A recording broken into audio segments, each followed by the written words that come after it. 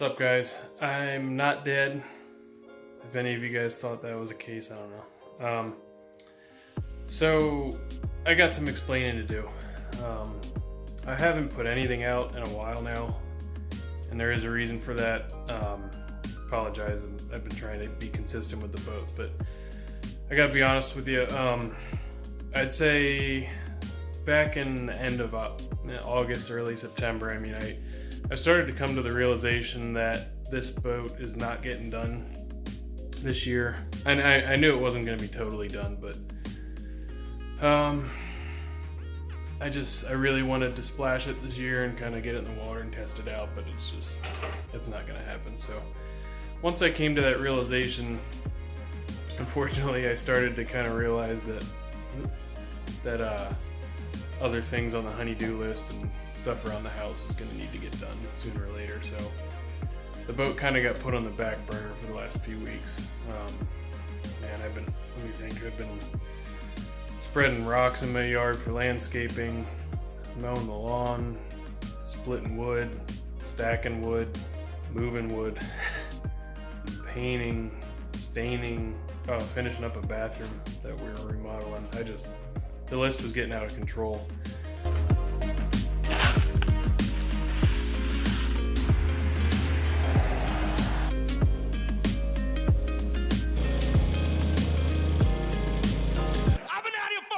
They're like, all right, Jesus Christ. And now I kind of commissioned myself to build a bed for my daughter for her birthday, so that's gonna take precedence now. So just to give you an update on where I'm at, I'm not done working on the boat. Boat's still here. I didn't sell it, didn't burn it, even though I want to sometimes. I did move it out of my driveway finally and kind of got it on the other side of this wall out here. I'm gonna put a canopy over it, so hopefully I can work on it through the fall and winter, keep the rain and snow off of it. I'm getting kind of down to that point in the year where gel coat and fiberglass work is getting to be not possible. I really want to get the bilge area painted or gel coated before it's too late. I have a little bit more sanding to do back there. There's a couple of spots on the mounts that are still kind of rough that I just want to smooth over. But other than that, I'm pretty much good to go. There's just a couple little pieces I made to reinforce the tow hook and transom eyes and a couple of things like that that are not 100% necessary, but now's my chance to beef them up and glass them in and all that. So the pieces are actually already made. I just need to get a chance to glass them in, and then I should be good to go for gel coat. So again, sorry guys, I haven't put out any content. I've just been swamped around the house. But I just wanted to give you an update on where I'm at and that I am alive. So to the 12 people or whatever that watch this stuff, hang in there. I'll try and get some new content out here shortly. You're just gonna have to bear with me with other projects I got. But once this stuff's out of the way, I'm back on like full focus on the boat. So we'll catch up with you guys next time around. I can't promise when the next video is gonna be out, but hopefully soon. I'll see you guys later.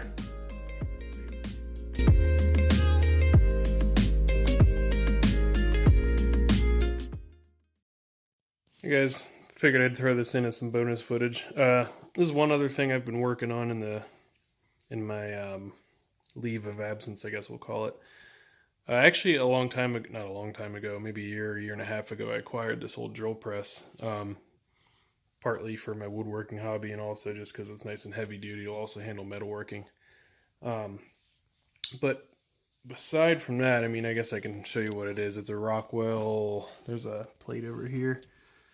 17-600 model. I looked it up. I think it's like from the early 50s, maybe late 50s, somewhere in there. And you can kind of date things because Rockwell did this cool like Art Deco style stuff on like their Delta Unisaws and stuff like that, and also on the switch panel here on this drill press. So that kind of is a dead giveaway, but it looks rough, but it's actually in really good shape. Just some surface rust here and there. I haven't gotten around to doing anything with it yet other than kind of oiling it and checking it out. But one thing I wanted to point out here is this is actually a 3-phase model. So this motor back here is I think it's like a half or 3/4 horsepower. Might be 1 horsepower, 3-phase motor. Oh, hold on a second. Sorry about that. AC kicked on. So yeah, where was I? This is a 3-phase motor. Now, when I found the listing for this, I think I saw it on Craigslist. They didn't say that, which would have been nice to know, but anyway, so I get down there, I'm looking at it, everything looks nice, and then I'm looking back here, it's like, what is going on here? So I noticed that this is a 3-phase motor. I was like, that's not going to work. So I was talking to the guy about it. He actually didn't know that much about it. He worked for some company that kind of bought out old shops and equipment and stuff like that shut down from like factories, or I think, funny enough, I think this came from a soft pretzel company, Annie Ann's. I think they had like a shop in their one factory or something like that, and they shut down the shop and we're getting rid of equipment. So I think that's actually where this came from. I wish it smelled like buttery soft pretzels, but it doesn't. Anyway, so I was talking to the guy. I was like, this is 3-phase. I mean, I'm not gonna be able to use it, and he really wanted to get rid of it. It was taking up space, and he said he would throw in this VFD, which I was like, well, that'd be cool. Even if I can't get it to work, I'll give it a shot. So I figured worst case, I can get a VFD off the internet that I know would work. So anyway, got home. It's got a Allen Bradley VFD. I don't know the part number on it, but it's rated for, I think, 1 or 1.5 horsepower. But so what's really nice about these things is, for those of you who don't know what a VFD is, it's a variable frequency drive, which basically these things will do friggin' everything. I mean, the capability I'm utilizing of this is like less than 1%. These things normally in like industry would be hooked up to PLCs and all kinds of crazy stuff. But literally all I'm using it for is for 2 things essentially. One is, the cool thing is you can actually feed these certain ones, not all of them, but certain ones you can feed with 220 single phase, and it'll actually output 3-phase. So what goes on inside of these, if anybody knows, or anybody here kind of understands electronics, is what happens inside of these is you send in power, so in this case single phase 220, it rectifies it into direct current, and then stores it in a big capacitor bank. I don't know, you probably can't see inside of this thing, but it's basically, maybe. No, not really. But there's basically a bunch of big capacitors inside of there that store that DC voltage. And then there's a bank of transistors that'll chop it up back into essentially AC through use of, I'm assuming in this case, like an H-bridge configuration. So what that does is it allows you to output any frequency you want. So AC motors, the speed is determined by the frequency, which is in the US 60 hertz. And I guess if you want to get into it, the number of poles of the motor, but almost every AC motor in the US is either 1750 RPMs or double that, which I guess 34 or 36, I don't know, somewhere around 3450 or 3600 RPMs. And that's whether it's 2 or 4 pole. But the cool thing about a VFD is you can change the frequency that it outputs. In this case, I think this is anywhere from 0 hertz up to 400 hertz.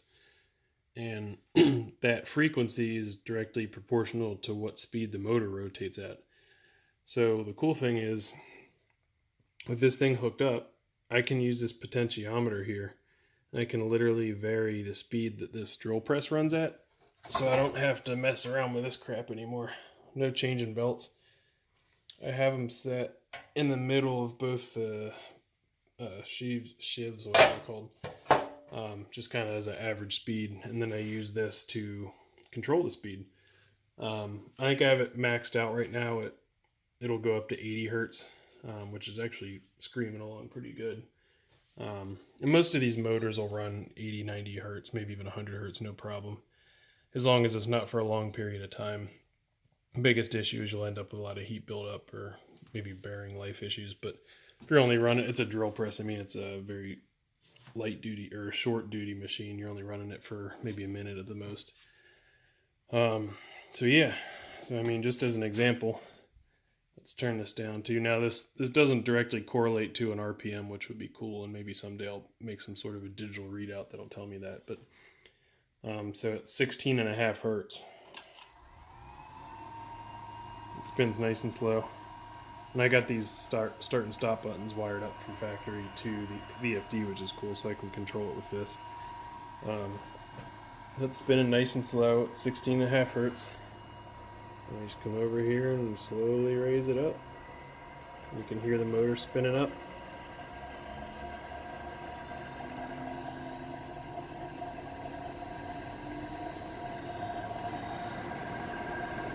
And there's right about 60 hertz, which would be what's coming out of the wall normally. So this is the speed that this drill would be running at if it were plugged right into the wall. The cool thing is then I can go up even higher. There's 70, 80-ish.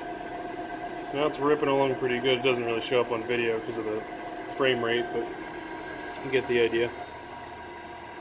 So this isn't really that important for woodworking per se, but this is really critical for if you do a lot of drilling in metal.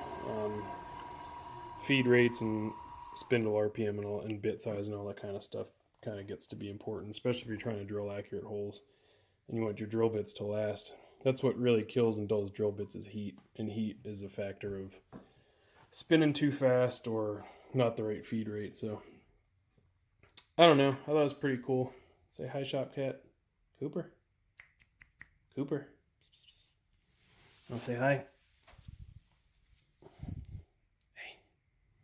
Anyway, yep.